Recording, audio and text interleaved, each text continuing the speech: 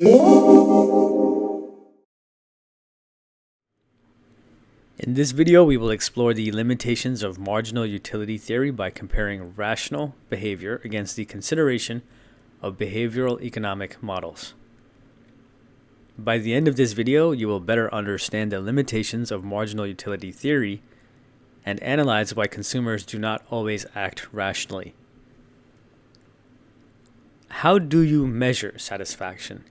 The assertion that we seek to maximize utility implies that we can accurately measure our satisfaction in the consumption of goods and services.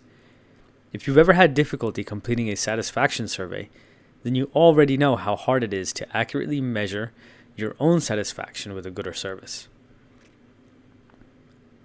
Classical economic theory makes the assumption that consumers are rational beings.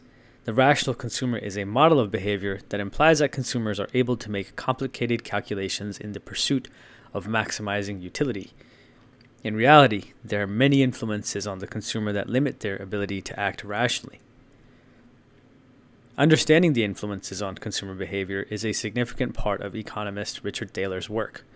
He recently won the Nobel Memorial Prize in Economics for his work in behavioral economics. The field of behavioral economics looks beyond rationality to consider the other forces that shape actual consumer decision-making. These can include social, psychological, and emotional factors. We'll explore a few of these next. The rational consumer, as presented in classical economics, is important to understand before moving into the study of behavioral economics. If we understand how the rational consumer would ideally behave, we can understand how far from that model we are. In order to understand why rational decisions are not made, we should consider the contributions of behavioral economics. In the next few slides, I will present some of the arguments put forth addressing irrational consumer behavior. First, we should consider the influence of advertising and promotion. Marketing and advertising is aimed at promoting and selling goods and services.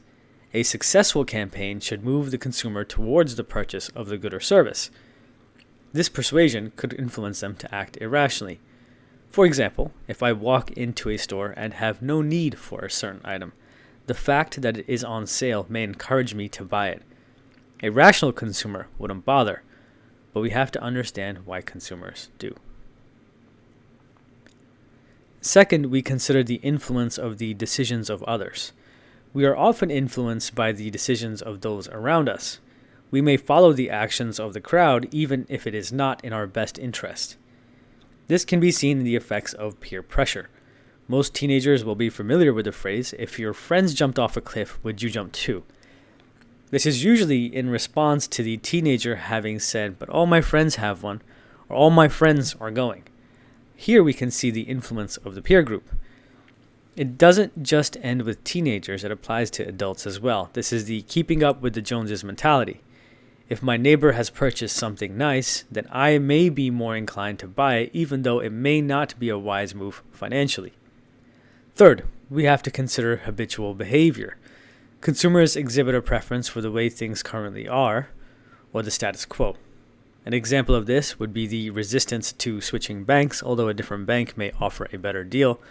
I know this from my own experience. Although switching to a different bank may benefit me, I am reluctant to do so because it takes time to set up.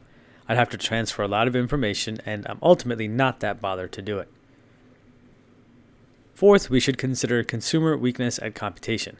Consumers are not complicated calculation machines. This can be seen in the number of people who are not saving enough for retirement. It can also be seen in irrational fears of flying, thinking that you've got a high likelihood of death. If that same person feels safe riding in a taxi or driving a car, then the fear is quite irrational, as the likelihood of dying in a car accident is much higher. I hope this introduction to behavioral economics has proved insightful and that you've gained from it. If you have any questions, comments, or contributions, leave them below or email me at enhancetuition@gmail.com. You can visit me online at the website listed in the video information. As always, that's us done for now, and I will see you in the next one.